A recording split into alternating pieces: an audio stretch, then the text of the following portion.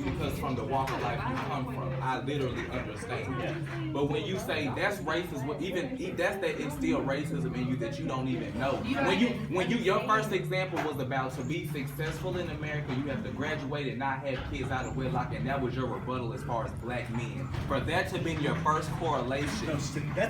No, that's not statistical, because statistically more black men I studied this for years. Statistically, there are more black men in their children's life than we put out to be. I understand what you're saying as far as it's up to us and do all this and do all that, but that's the white privilege that you don't see. As a white man, you did not go through what I went through. So for you to easily say, well, all you have to do is graduate high school and graduate. Like I said, my freshman year of college, I had to take a year out because my father was murdered at the hands of a white male. And then my mother was sick in the hospital, and I had a 17-year-old brother that I had to take care of 2 jobs and I quit going to school. But why so don't you have those fathers too? And they might have. But also your life has been set up differently from mine. I was not given the same thing to get in society. It's certain stuff in society you will never get. Have you ever walked past somebody's car in the parking lot at Walmart and heard them lock their door? Man! Oh my God! Yes! Has anybody ever walked? Or been in the store and they grab their purse. Or when they grab their purse. How do you get your hair to do that? What chemical do you use? You don't know what that's like. You don't know what it's like to walk into Walmart and see a hair care section and then a black hair care section. It's the small stuff like that instilled and put in society that makes a difference with how I was raised and how you're going to be raised. Not saying you're wrong for where you come from in your walk of life, but the solution starts when acknowledging that there is a big difference. Okay, I'll tell you what I want for this country. I want for nobody to see racism. And I admire Morgan Freeman because he went on CNN and the guy asked him, what would you like to be called? Would you like to be called black or African American? And he said, I would like to be called an American. Can I say something? I was born in here just like everybody else. So the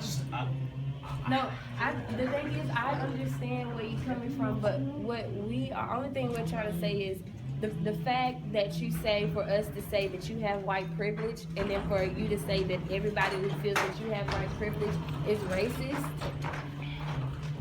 that means you don't understand. But y'all have privileges too, but you don't understand. Because Like what? I am a black woman. You expound on those privileges. We had to fight for everything that Y'all we had. automatically had it. We were slaves. We're still fighting. We work for y'all. It's hard for you to get scholarship. Why is it hard for you to get scholarship? Because people get minority scholarship. I don't get minority. I get Y'all. Wait, y'all, let him finish. Let him talk. It's a whole lot difficult. It's a whole lot more difficult than a minority is for you to get a scholarship. Asian people actually get their ACT scores and SAT scores lower because they're viewed as, they're viewed as smarter. Some minorities actually get theirs lifted up. I guess they view that they have to have that because that race is skewed. Maybe white and Asians should work toward getting that fixed in their community, but it's not right for another race to demean what black people have going, because to say, oh, well, black people have that going, but that happens to white people too. Well, white people should fix that for themselves. If you feel like being a white American male is harder for you to get scholarships because of that, then you get with another group of white males and y'all fix that for y'all community. Now look at another community and say, well, y'all shouldn't see that as a problem because it happens to us too. So y'all shouldn't do nothing about what's going on in y'all community. Fix it the same way we're trying to fix ours, not blame us for wanting to change what we have going. I got 2 things, just real quick. So actually, there was a documentary called White People. I don't know if anybody watched it. Yeah, and they talked about how a lot of white students think that it's harder for them to get scholarships, but in actuality, I think it's like 76% of all scholarships go to white students. So I think it's interesting that you bring that up, and I also think it's interesting that you bring up the fact that you want us all to be looked at as Americans and not by race, but when you look at me as solely just an American, you're ignoring a whole part of me. Like, my blackness is who I am. You know what I mean? You can't ignore my blackness. That, like I said, because that's who I am. That's where I came from. That's the people that I grew up around. That's my culture. That's the way I talk. You know what I mean? Like, I talk this way for a reason. You know what I mean? You can't just ignore that and just say, oh, we're all Americans, oh, we're all the same, because I mean, we're not. And there's nothing wrong with us culturally being different. You know what I mean? There's there's nothing wrong with me looking at myself as a black woman and you looking at yourself as a black, as a white male. Sorry, I'm but transracial, that's what it is. yeah, but yeah, like I'm saying, like you can't just ignore the fact. You can't ignore anybody's race. 'Cause like I said, that's our cultures. You can't ignore our cultures. And like I said, there's nothing wrong with us being culturally different. You know what I mean? There's nothing wrong. The issue comes when systematically we are different. When systematically when schools in the inner city, quote unquote, black, are underfunded. Like there's a problem when, black men are 40% of the prison population. And if no, if you don't know, you should watch. Black people don't commit more crimes than anybody else. That's not. They don't commit more crimes than white people. They don't. If you want to know more about. Black man and a white man can be arrested for cocaine. That black man is going to serve more time than that white man for having cocaine. It's not even about But is it time. because it's race or because we can't? No. It's because of the race. Why does it happen? Simply, if If I you get pulled watch- over for having weed in my car or for having a gun in my car, I'm going to get more, statistically, I'm going to get more time in jail than you. If you watch 13, there's a documentary about mass incarceration on Netflix, and it's called 13, and it talks about mass incarceration. It talks about specifically talking about mass incarceration dealing with people of color, and I think on it that would be very insightful for you to watch because it talks about the war on drugs and how that was racist. It talks about Bill Clinton's crime bill and how that was racist. I don't know why black folks love Bill Clinton so much because that crime bill was. Y'all better look into this. Okay, so Brock Turner, the swimmer, and then you have The rapist. And I brought this up in class. So Brock Turner, the swimmer, and then you have the man that was from Vanderbilt, the rape case. Brock Turner got 6 months. The black man got 25 years, the maximum. How? 6 months? Because those people from Vanderbilt can afford a better lawyer. Exactly, that's But what it's is the that? same crime. Privilege. It doesn't It's- matter that's what it is. That's why you buy a better lawyer. You borrow money. It's not. You borrow, but It's everybody not can't as borrow. easy when Absolutely. black folks can't get loans the way that white folks can. Everything we just Sure, that's not- the Can I say system. something, Get you y'all? out of Can I stuff. say something? The issue, you asked what can we do? What can we do to change this? Stop making up excuses because every time we say something about how we feel, our reality, you're constantly coming up with excuses. But every time I That's say what it something is. about my reality, Excuses. This is reality. I have something I want to say. So, there's systematic racism is not always the racism or the interaction that many white people here at this school and that we see all the time experience. It's a difference between if you're talking about racism only from your personal perspective, it's going to be limited. Yeah. When we talk about systematic racism, we're talking statistics, we're talking facts, we're talking about. He's not listening. Hold on, it's okay. I know. That, Okay, so to address what you're saying, I'm wait till you're done. So to address what you're saying, there's a difference, I think, between systematic racism and how we view race just on the everyday life. When you talk about how if you're only seeing racism or if you're only seeing race relations through your own personal reality, it's going to be limited. When we talk about systematic racism, we're talking statistics, we're talking facts, we're talking things that can be proven, we're talking about studies that have shown where there are certain inequalities between people of color and people who are white. And that's across the board. We talk about how people are treated through the federal prison system. We're talking about how people are treated through scholarships. Those are numbers, those are facts, and it does state. Those numbers show that there is racism happening. So if you only base your view of racism on how you see people, it's going to be very limited, and you're not going to understand why we're upset. I mean, it's been plenty of times. I have so many friends. My name is Brittany. It's a very common name. You don't know what I look like on paper.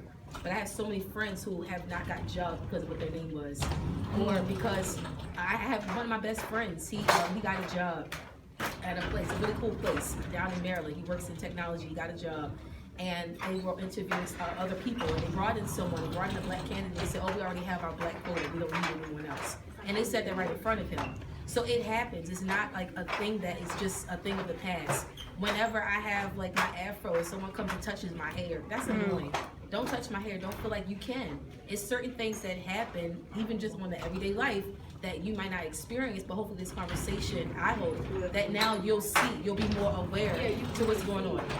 You'll start to see like little things happen. You'll start to see how people are treated. Your eyes will be a little more open now because of conversations like this. But I really appreciate you for sticking around and having this dialogue because we need this. It's not anger, so it's not like this isn't 2016, 2017 year of attack the white people. It's years of passion and built up, so it's not like that. He's outnumbered because he's the only one saying from his side. And you know why? It's because nobody wants to walk in here and do this. Right. Because they're afraid of getting called racist. And that's why people are always just silent about stuff. Well, the problem is We've been afraid for years of being called racist and being accused of having a certain black agenda. We've been afraid for years, so I don't buy that excuse. We've been afraid of so many things for a long He time. said something, but he's just saying for No, I'm not for you. I'm saying for other people. We all have certain fears. I have fears of saying how I really feel because I sing country music. That's what I moved to Nashville for. But I can't say these things because I'll be looked at a certain kind of way, looked at a certain way. So I understand that. We all have our fears. But we've been afraid for a very long time. Everybody got their fears. I can't pacify your fear because our fears are never pacified. Not your fears. I'm not saying. I just want to say that, okay, one, I just want to say I'm glad that you stuck around and had this conversation with us. I do want to say that if, white people's biggest fear is being called a racist, then shit, I wish I had that fear. I mean, here's the thing. Socially, shit, I wish I had that fear. Like, I'm not cussing at you. I'm just saying, like, I wish I had that fear because it's like, in my life, as me being a black woman, like, my life is not valued. You know what I mean? Like, it's just not. And I don't know how else to say this, but my life is not valued. Like, I can walk down the street and something can happen to me. I don't get gas at night by myself because I'm scared. You know what I mean? I don't like driving home. To break down in the middle of the street and someone tell me I look like a bad girl. Like, I remember getting on Facebook and seeing stuff like, oh, that's crazy. And it's like, oh, a bear attack or a shark attack. I get on my social media, and as a black male, as a black man, I have to see other people that look just like me. Exactly. They can't, and you always think, well, that would never happen. That's ridiculous. Until I get on Facebook and see, oh, a guy's car broke down on the side of the road. And then when he's supposed to get help by somebody that should have stopped and asked him, oh, is your tire okay? Be somebody that should have helped him, killed him.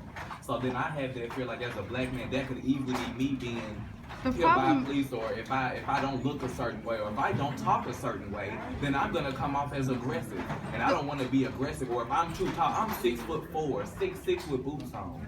Oh, so I could be that same Mike Brown that intimidates you just because I'm tall. The problem is that's something that's a reality. Very aggressive. No, but that's no excuse when you're trained to deal with aggressive people. That's an excuse. Excuses are tools of the incompetent built on monuments of nothingness.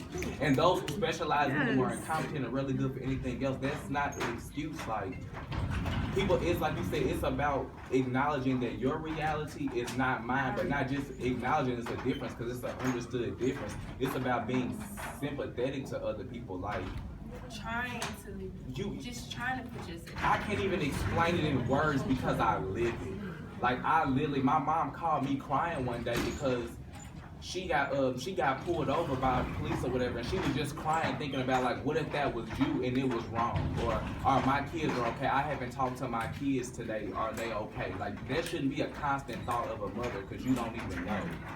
Every day it's a new excuse. This guy was laying on the ground. I used to do the same thing working with mentally challenged people. A guy was laying in the street with his hands up, verbally expressing himself like, I'm not doing anything. I have no weapons. My client's not laying down because he's mentally challenged. He don't understand. But she still walks up and he gets shot while the guy's sitting up and does nothing. And then when they ask her why she shoot him, she just simply replies, I don't know.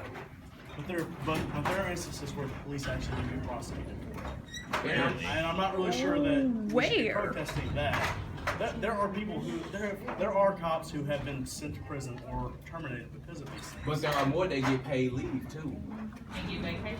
And when you can break a law, when there was a law against chokeholding outlawed in the 80s, and in 2016 you're caught on camera with a group of your fellow armed men breaking that law on camera, and all you get is paid leave. That's one situation. But then when you see that video shared on Facebook a million times, it puts out a message to the small hick town in West Tennessee, to their police station, saying, well, the guys in New York, they broke the law openly and did what they wanted to do on camera. So then we can do it, and then we can do it, and then the government gets out of control because if you didn't punish those 3 police officers for not doing it, how can you do the next 3 like that? So then you got 6 white men that have killed somebody illegally. They all getting away with it.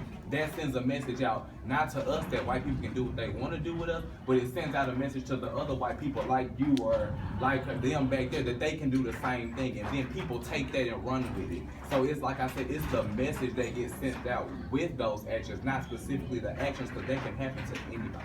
Yeah. Something to think about too is like local like county jails, stuff like that.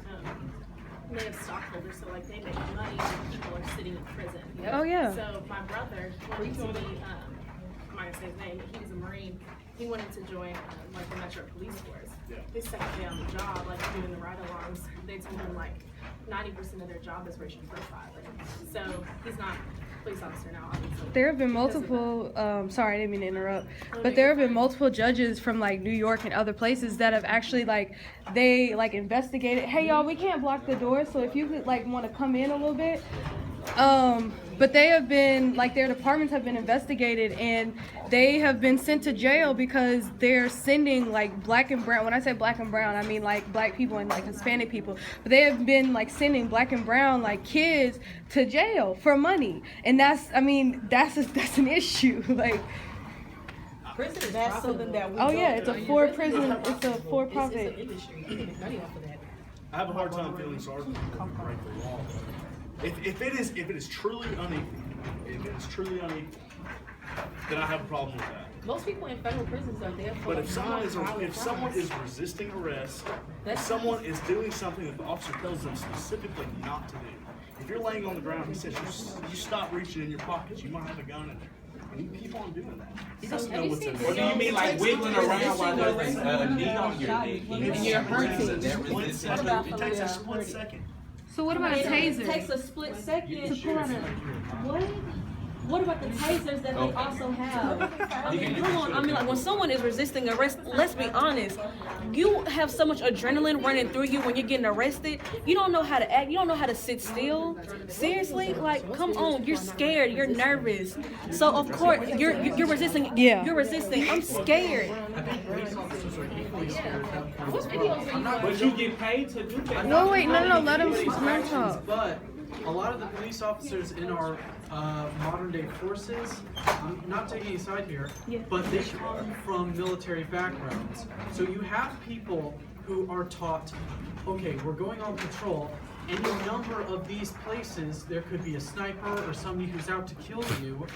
In Afghanistan or Iraq, then they come here and they are in a similar job where they're to patrol an area, but they still have that mindset that there is an imminent threat. So they need a psychologist before they step on the streets with one of our badges. Not the victim. If you have PTSD, you don't need to be a cop. There's counseling. But we have to understand that police are also equally The majority in of fear their own cops safety have been to the killed point by where there white was men this year. A woman who was assaulted and put in the hospital. She was a police officer, and she could have very well defended her life, but she was just afraid of the public outcry if she would have shot the black man that was beating her to death. If we're gonna talk about cop killings, the majority of cops have been killed by white men this year. You know, let's just bring that up, not black people. What she did and she thought twice. Well, that was her situation. Like you say, every situation is different. But at the same time, that is no excuse for a police You officer. can't block the And I door, say so that if you wanna because just, like, you come took on the- those oaths, yeah, you took thank that you. job, you went through those trainings, you knew that what you were dealing with. That's like being a librarian and you're scared of books. You can't. Why would you take that job knowing what it entails? So that's not an excuse to say, oh well, I'm human and I'm scared too. Well, if you scared, go to church. Don't join the police force. That's what you're here for. So I don't think that's a valid excuse. Yeah, it makes sense. People get scared, but when you're trained to not be scared and you're trained to defend yourself, you have that step up. So you can't say that's like me saying, oh, I'm scared of you because you're standing up and I'm sitting down, so I should be able to shoot you because I didn't know what to do because you're standing up over me. And why are police officers allowed to be scared, but the people who have the guns in their faces not? Why do we have to be the logical, rational ones, but they're allowed to be scared? That's my only problem is that if you're sitting here pulling, no, I'm saying if you're sitting here pulling somebody over, if you're sitting here with a gun in somebody's face, then obviously I'm gonna be scared. But that's not the way that America frames it. Is that, oh, well, the police officer was scared, they're allowed to be scared, but I'm not. If I have a gun in my face by someone who's supposed to protect and serve me, and you have a gun in my face, but I'm supposed to be the calm, rational one, but you're allowed to be scared. And also, what You videos allowed are to y'all shoot watching? first. Most of the videos I watch, they say get on the ground, and people on the ground.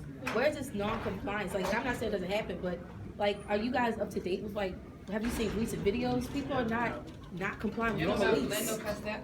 Who's? What about Terrence Crutcher? Terrence Crutcher was Are we talking about the one who was helping the disabled patient? No, we're talking about the one in Minnesota who was in his car. He told the police that he was a concealed carry. Police officer still shot him anyway. What is that justified? He fit the description. Yeah, Because he was black. Because he was black. What does that mean? There was he fit the description. So he fit the description to get shot. The cop asked him to reach for his permit. As he was reaching for his permit, he got shot. He died in that car. And so he fit the description for that? Come on, dude. So what about Terrence Crutcher? His car broke down in the middle of the street. Dude, the cop was like, oh, I thought he was on PCP. The guy in the helicopter above him was like, oh, he looks like a bad dude. What? So what are y'all gonna say about that? Because how does somebody look like a bad dude? Well, I was saying about. Sorry, go ahead. I'm the dean of the library. I'm Bonnie Allen. And I'm going to have to ask you to take all of this outside. Because this is not a free speech, it's not a free zone. You have to ask for permission to use this space. Well, a guy earlier today told us that we can be out here. What's a free speech We're zone? not leaving. Well, yeah, there is a space formed by the American Student Union that even outside individuals can picket and have demonstrations, that sort of thing. For students, you can walk around in the place of the campus, but to be in a space, in a building, you have to ask for permission for that. It's part of the university policies. So, and right now, you're blocking the entrance and exit. We've been told multiple times not to block them. Yeah, we've been told multiple times that we're allowed to be here. I said we've been told multiple times that we're allowed to be here from a guy that works in the library. He works so. for me, and I have talked with him as well. And we thought you were going to be here for a few minutes, but this is expanded into a larger event and a discussion that you want to have. You can take it right out. Didn't I pay for this? Isn't that included in my tuition? I just wanted We're going to regulate this one area and say that we can have freedom of speech right here. It's not this one area. And we're not arguing, ma'am. We're just having a conversation. Everybody else, they're always able to do it. They about to kick us out because it's too many of us, even though we already got permission to be right here as long as we don't block the doorways, which I don't see us blocking in. At all. At Everybody all. is freely walking Freedom of through. speech, I can do what I want. I'm paid to stand right here and talk. I'm not stepping outside. No disrespect towards you. That's I'm not really going not. outside. That's really not the truth. Still on your sign. It's really not accurate to say that. And you know that. So what is the problem? It's not accurate to say what? That we pay $6,000 so that's true to be here? This is supposed to go live at Is somebody getting this live? And are you recording this? I am recording this. I was recording the conversation You have to before. ask permission to record this. So is the problem if I record it?